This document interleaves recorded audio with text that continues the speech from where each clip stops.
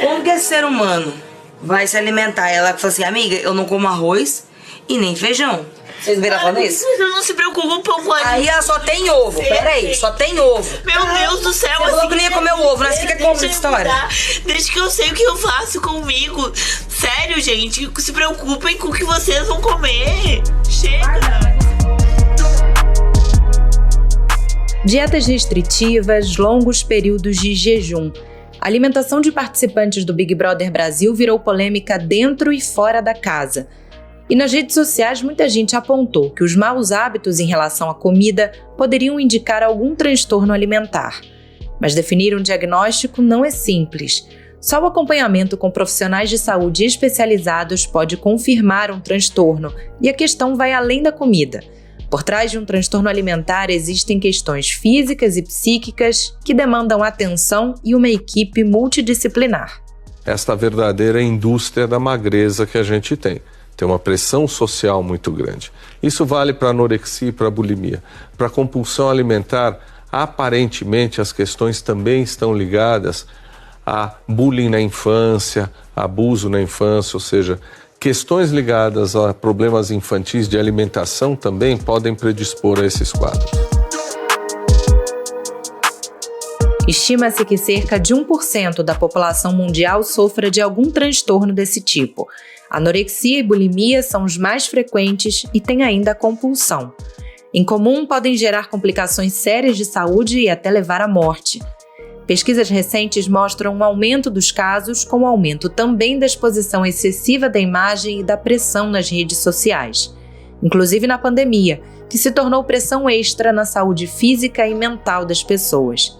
Quem tem um transtorno alimentar tem dificuldade em reconhecer o problema, que passa por uma distorção da própria imagem.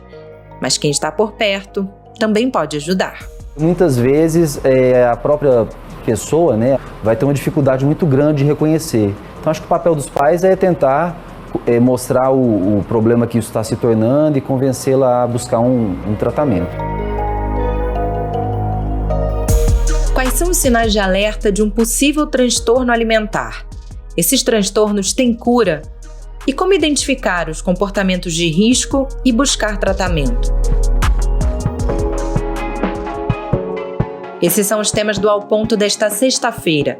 Eu sou Elisa Martins, hoje sem a Carolina Moran, e neste episódio converso com o psiquiatra Eduardo Aratangi, do Programa de Transtornos Alimentares do Instituto de Psiquiatria do Hospital das Clínicas da USP, a Universidade de São Paulo.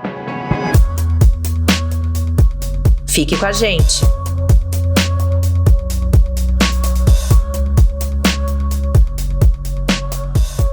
Eduardo Aratangi, para a gente começar essa conversa, explica para a gente, doutor, o que caracteriza um transtorno alimentar? Quais são os tipos de transtornos mais comuns? Transtornos alimentares são aqueles quadros psiquiátricos ligados à alimentação, como o nome diz, em que o padrão alimentar traz sofrimento ou disfuncionalidades.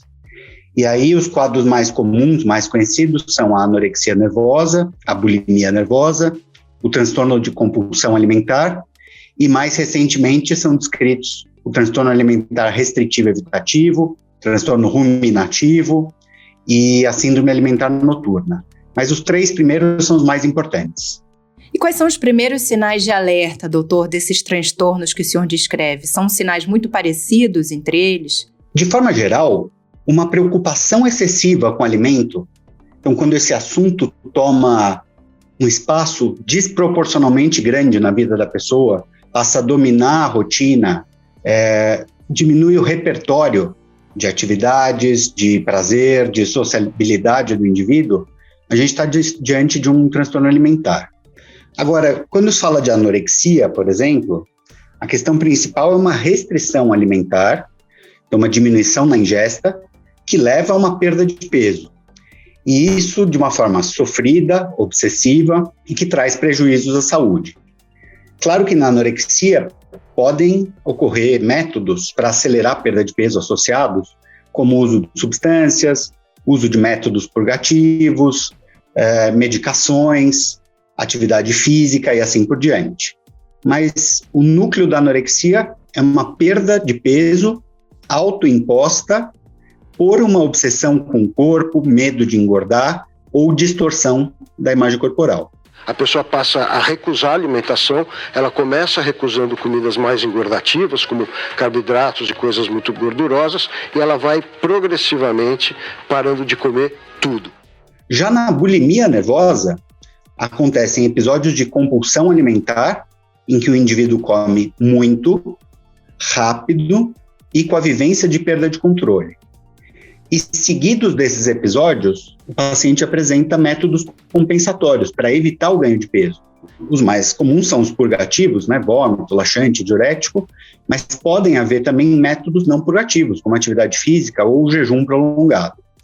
E aí, via de regra, o paciente com bulimia nervosa tem um peso próximo do normal. E o terceiro transtorno, que na verdade é o mais comum, o transtorno da compulsão alimentar, são esses mesmos episódios de compulsão, então com grandes quantidades, num curto intervalo de tempo e com a perda de controle, só que sem o uso de métodos compensatórios, o que, na maioria das vezes, leva o indivíduo para o sobrepeso e obesidade. E existe um perfil mais comum de paciente, doutor, pelo que o senhor acompanha com os pacientes no dia a dia? O que a literatura traz é que 90% dos pacientes com anorexia e bulimia são do sexo feminino. E a maior parte desses casos começa na adolescência, próximo da menarca, né, da primeira menstruação. Em geral, se iniciam com uma dieta.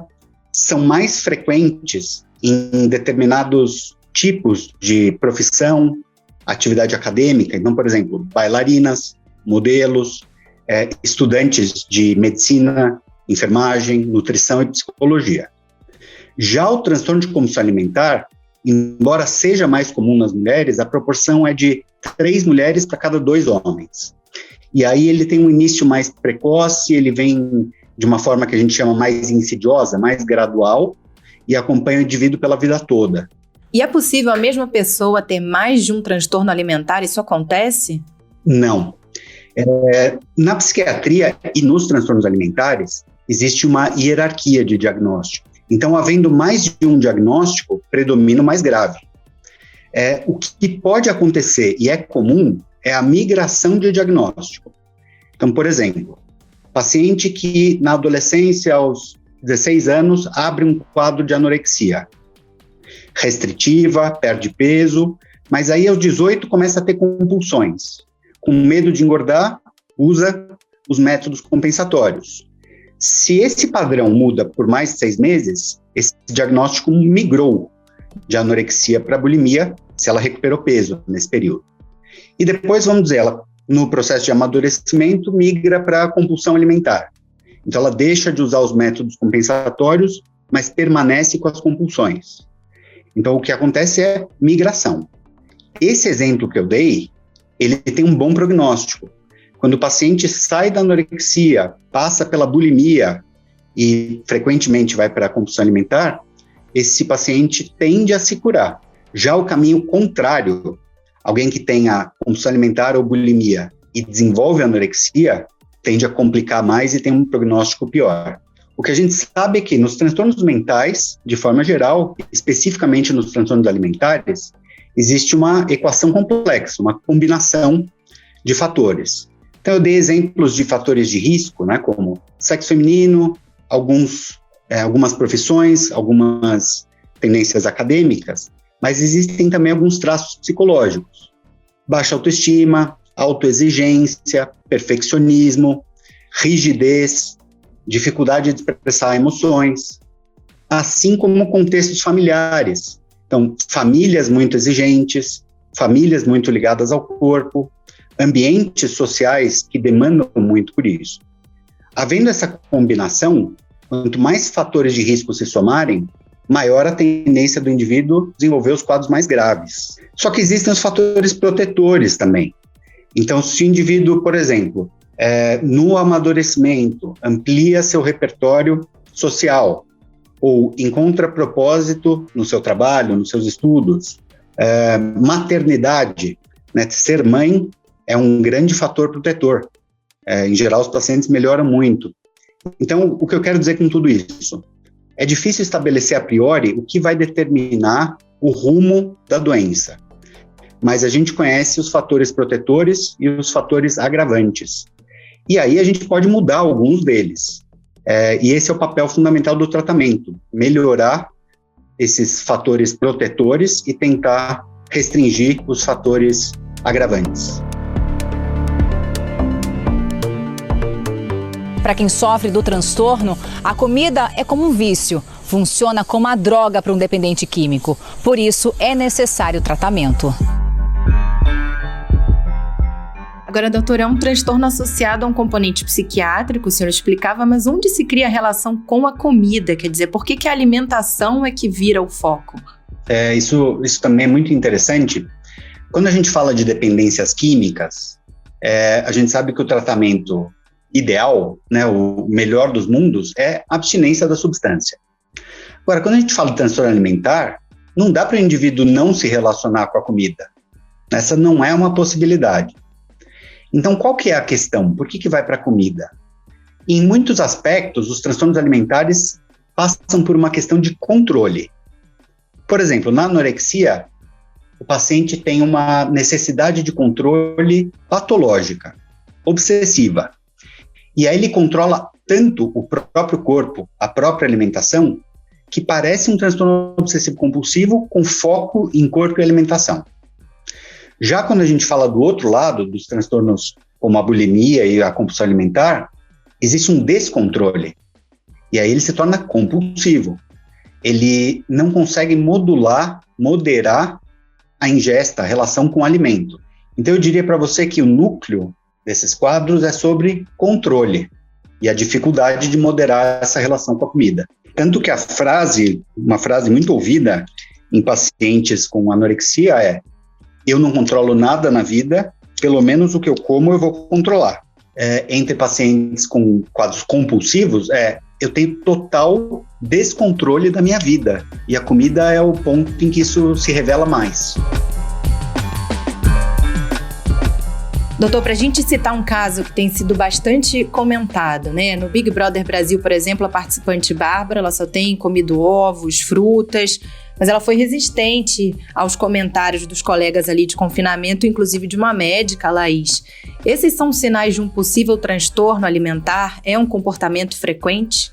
Obviamente eu não posso comentar, não conheço a situação e também estaria sujeito ao sigilo médico, né? Se fosse. Então é uma especulação livre, mas a restrição de grupos alimentares, então, por exemplo, uma dieta, essas dietas da moda, uma dieta hiperproteica ou com restrição de carboidratos ou dieta paleolítica, todas essas dietas, se forem feitas de modo transitório, não trouxerem sofrimento, não trouxerem prejuízo psicológico ou físico, não se enquadram em quadros psiquiátricos.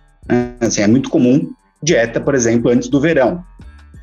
Agora, se isso começa a trazer prejuízos, se o indivíduo perde o repertório vital, se ele começa a pensar excessivamente nisso e o assunto se torna obsessivo, dominando a sua vida, aí já é meio caminho andado para uma patologia alimentar, sim.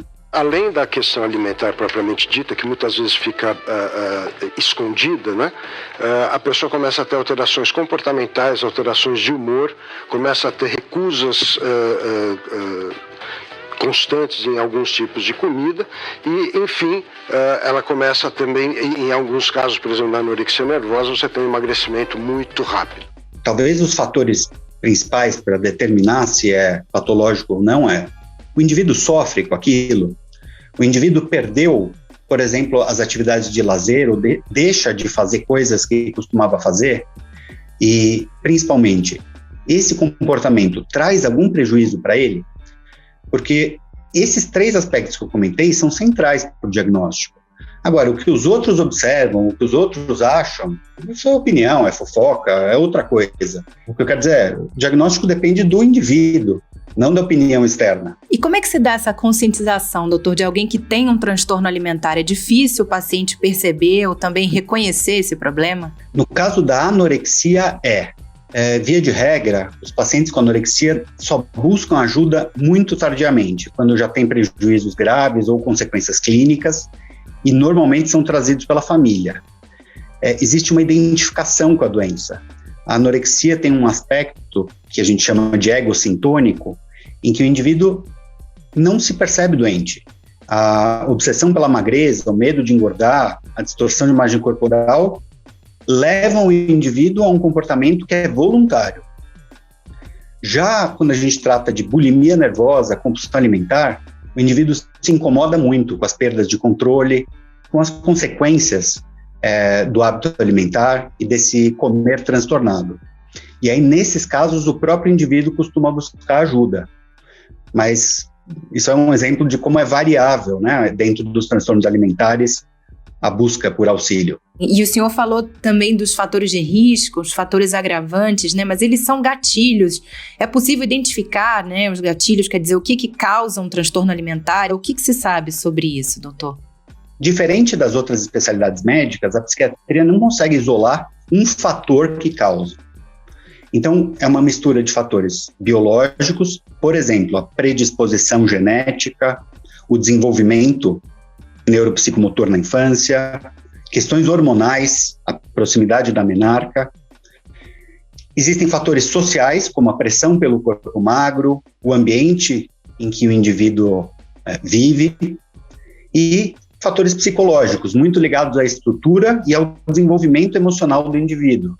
E aí, talvez, para destacar o fator principal nessa questão psicológica, existem alguns traumas, e aí bullying é um exemplo clássico. Então, bullying em crianças com sobrepeso, abuso sexual e abuso moral são fatores desencadeantes muito fortes, muito influentes nos transtornos alimentares. O senhor diria que o número de casos aumentou com a popularização das redes sociais, dos vídeos, dos filtros, dessa preocupação excessiva com o corpo e com a exposição da imagem? A gente tem dados preliminares sobre redes sociais e pandemia. Então, esses dados, vamos dizer que aparentemente aumentou, até porque o modelo de imagem, os modelos de comportamento se tornaram virtuais. E aí o indivíduo passou a ter, nesse período, muito menos convivência real e se baseia no Instagram, no Facebook, nas mídias sociais para se identificar, para almejar algo. Agora, isso é bem preliminar. A gente sabe que mídias sociais aumentam a pressão social por aquilo que é ideal. Os números não são precisos. A gente tem algumas convicções, mas poucos números realmente confiáveis. Então, por exemplo, a anorexia seria o quadro alimentar mais incomum, por outro lado, mais grave. E aí, por volta de 1% da população, em algum momento teria sinais, sintomas de anorexia nervosa. Já o transtorno de compulsão alimentar, ele é mais conhecido, até porque as pessoas buscam ajuda. E aí, de 2% a 3% da população se enquadra nesse diagnóstico de transtorno de compulsão alimentar, em geral associada à obesidade. O Brasil não tem uma especificidade, uma variação grande em relação aos estudos internacionais. Existem algumas subpopulações, mas, de forma geral, esses são os números que provavelmente no Brasil se refletem também.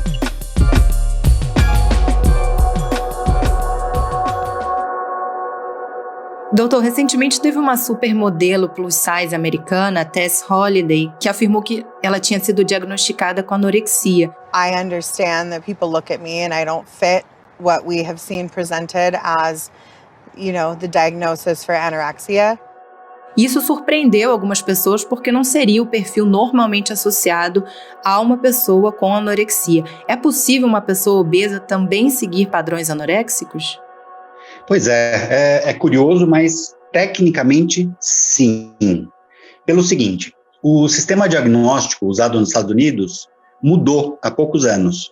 E aí, quando a gente faz o diagnóstico de anorexia, em geral, se considerava baixo peso, né, um índice de massa corporal abaixo de 17,5, essa perda de peso autoinduzida, então provocada pelo próprio indivíduo, motivada por uma psicopatologia, que são aqueles fatores de medo de engordar, obsessão pela magreza e distorção de imagem corporal. Acontece que na mudança do diagnóstico, se tirou o critério de baixo peso. E aí o que está escrito agora é um peso abaixo do habitual ou do esperado para aquele indivíduo nas condições anteriores. Então você pode ter um obeso mórbido que entrou num funcionamento anoréxico. A gente tende a acreditar que os diagnósticos eles são fixos, mas em psiquiatria eles não são. O indivíduo ele vai transitando em sintomas diferentes no mesmo grupo.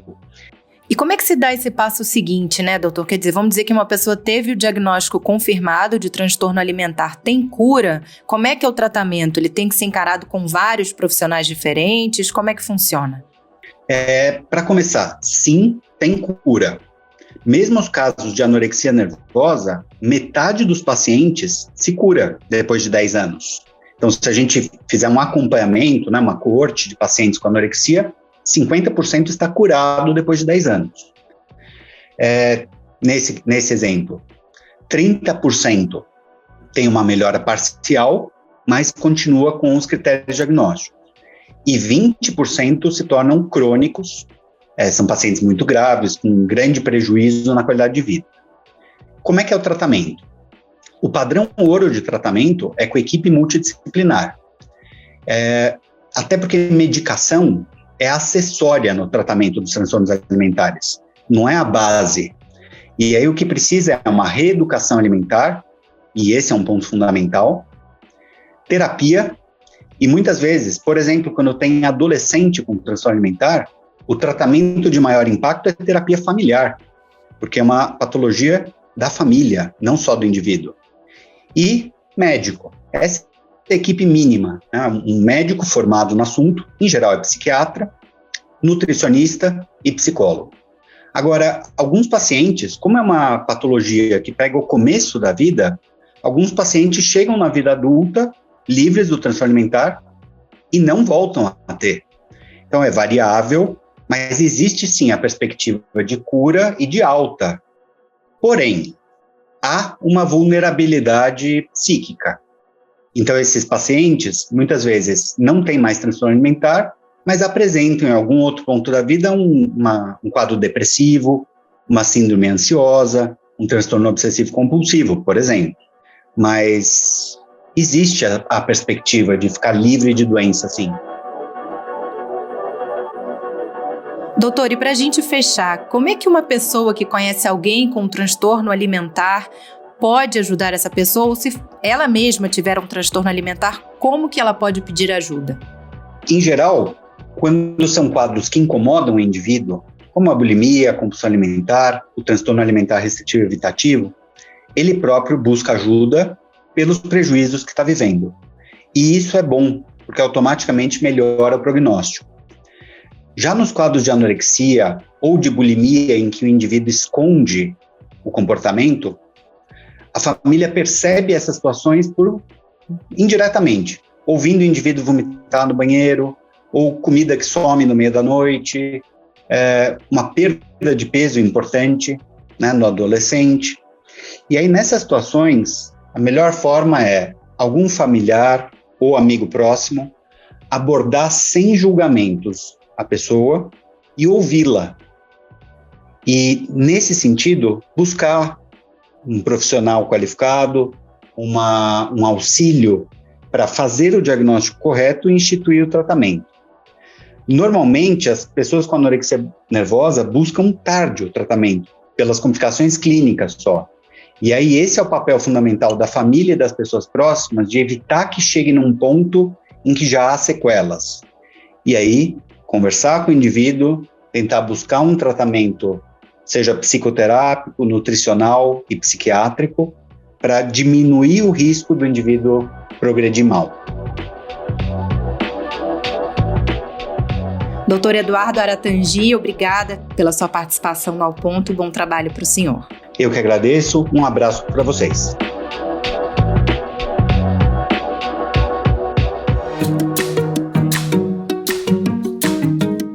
Esse foi o A Ponto de hoje, o podcast diário da redação do Globo. Nessa conversa a gente conta com a participação de toda a equipe do jornal, as mesmas pessoas que levam até você informação e análise de qualidade todos os dias. Quer saber mais? Assine o Globo. Acesse assineoglobo.com.br e confira todas as notícias e reportagens especiais. A produção é do Pedro Araújo e a edição é do João Guilherme Lacerda.